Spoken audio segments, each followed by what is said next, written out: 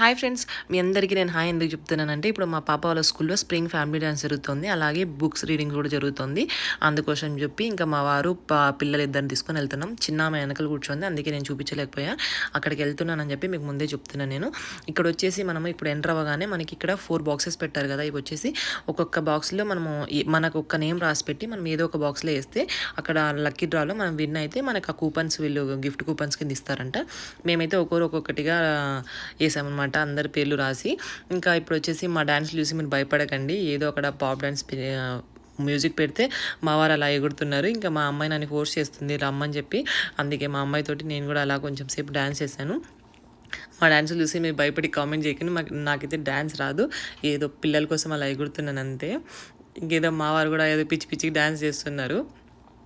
కానీ పిల్లలతోటి అలా టైం స్పెండ్ చేస్తే వాళ్ళకి నచ్చినట్టు వాళ్ళు కూడా ఎంజాయ్ చేస్తారు కదా, వాళ్ళు కూడా కొంచెం హ్యాపీగా ఉంటారు. అందుకే టీచర్స్ కూడా వీళ్ళు ఈవినింగ్ టైము అందరికి ఆఫీస్ వర్క్లు అయిపోగానే వాళ్ళ వర్కులు వాళ్ళు చూసుకొని ఈవినింగ్ 6కి అలా వస్తారని చెప్పి అందరికీ ఒక్కొక్కసారి 2-3 మంత్స్కి ఒకసారి వీళ్ళు ఇలా కండక్ట్ చేస్తుంటారు అనమాట, ఏ సీజన్ దగ్గరగా అలా. ఇంకా వింటర్లో వింటర్లో బోర్ కొట్టకుండా ఒకసారి ఫ్యామిలీ డ్యాన్స్లో స్ప్రింగ్లో పిల్లలకి మనకి ప్రోగ్రెస్ ఇచ్చేటప్పుడు పిల్లల గురించి ఎలా చెప్తారు మనకి, అట్లా కూడా ఉంటాయి అనమాట. ఇంకా దానికి తోడు రీడింగ్ ఉంది, ఇంకా అందుకోసం అని చెప్పి తీసుకెళ్ళాము. మనం బుక్స్ రీడ్ చేయించి వాళ్ళకి మనం నోట్ చేయించాలన్నమాట, ఏ బుక్ రీడ్ చేయించామని చెప్పేసి. అలా కూడా కొన్నిసార్లు పెడుతుంటారు. వీళ్ళని బాగా ఎంకరేజ్ చేస్తారు టీచర్స్ ఇక్కడ మాత్రము, చదవాలి కొంచెం అని ఫోర్స్ చేయరనమాట. వాళ్ళకి నచ్చినట్లు వాళ్ళ వేలో తీసుకెళ్తున్నారు పిల్లల్ని.